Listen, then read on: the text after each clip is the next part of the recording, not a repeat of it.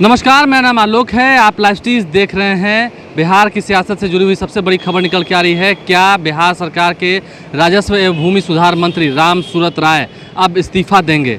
हम ऐसा इसलिए कह रहे हैं क्योंकि कल ही देर शाम को कैबिनेट की बैठक हुई है और उस कैबिनेट की बैठक में राम सूरत राय मौजूद नहीं थे। जो पुख्ता जानकारी निकल के आ रही है, राम सूरत राय मौजूद नहीं थे। आपको बता दें, बीते दिनों जिस तरीके से राम सूरत राय के विभाग यानी कि राजस्व भूमि सुधार विभाग में कई सारे तबादले हुए थे, उसे कुछ दिनों के बाद ही उस आदेश को निरस्त कर दिया गया। और उसके बाद कल की ये कागज़ की तस्वीर देखिए, जो कागज़ सामने निकल के आया है, जो ऑर्डर पास हुआ है कैबिनेट की मीटिंग में, वो भी तब जब राजस्व एवं भूमि सुधार विभाग के मंत्री मौजूद नहीं थे।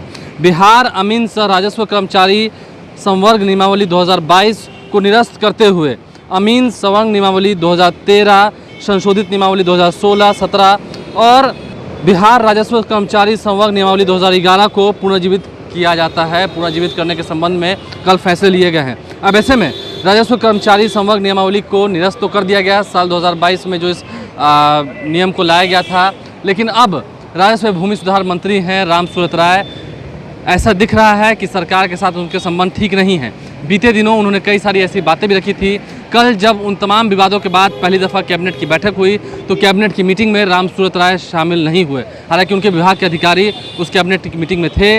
आदेश भी पारित हुआ, जो अमीन संवर्ग नियमावली है 2022 उसे भी निरस्त कर दिया गया। यानी कि आप समझ सकते हैं ऑल इज़ वेल नहीं है। देखिए, कई सारी बातें जो निकल के आ रही हैं। क्या राम सूरत राय लंबे समय तक नीतीश कुमार कैबिनेट में रहेंगे? क्योंकि तनाव जो है वो बढ़ता जा रहा है राम सूरत राय का कैबिनेट मीटिंग में शामिल ना होना उस विवाद के बाद। क्योंकि एक तरफ जहां विपक्षी खेमा जमकर के हमलावर है, वहीं दूसरी ओर राम सूरत राय भी इन दिनों मौन धारण किए हुए हैं। बीच में उन्होंने कई सारी बातें कही थी। ये तक कह दिया था कि अब वो जनता से नहीं मिलेंगे। जब जनता से जुड़े हुए काम जनप्रतिनिधि नहीं करेंगे तो फिर मंत्री रहने का फ़ायदा क्या? ये तमाम बातें उन्होंने की थी। ट्रांसफ़र पोस्टिंग को लेकर चल रहे विवाद के बाद अब जब कैबिनेट की मीटिंग में ये बड़ा फैसला हुआ है, आपको हमने वो कागज़ की तस्वीर भी दिखाई है, क्या फैसला लिया गया है, तो देखना यह है कि राम सूरत राय क्या लंबे समय तक कैबिनेट में बने रहेंगे।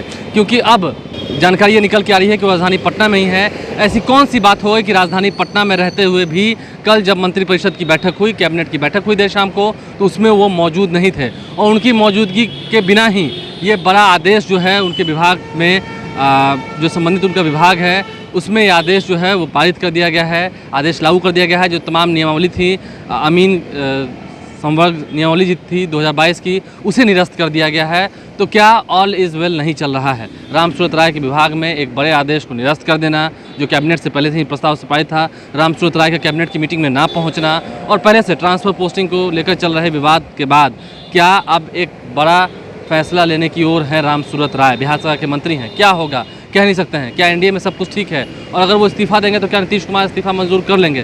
देखते हैं, क्योंकि चर्चाएं इस बात की प्रबल बनी हुई हैं। हमारे चैनल को सब्सक्राइब कर लें, साथ साथ फेसबुक पेज भी लाइक करें। राम सूरत राय और सरकार के बीच क्या सब कुछ ठीक नहीं है? ये सवाल बरकरार है। धन्यवाद।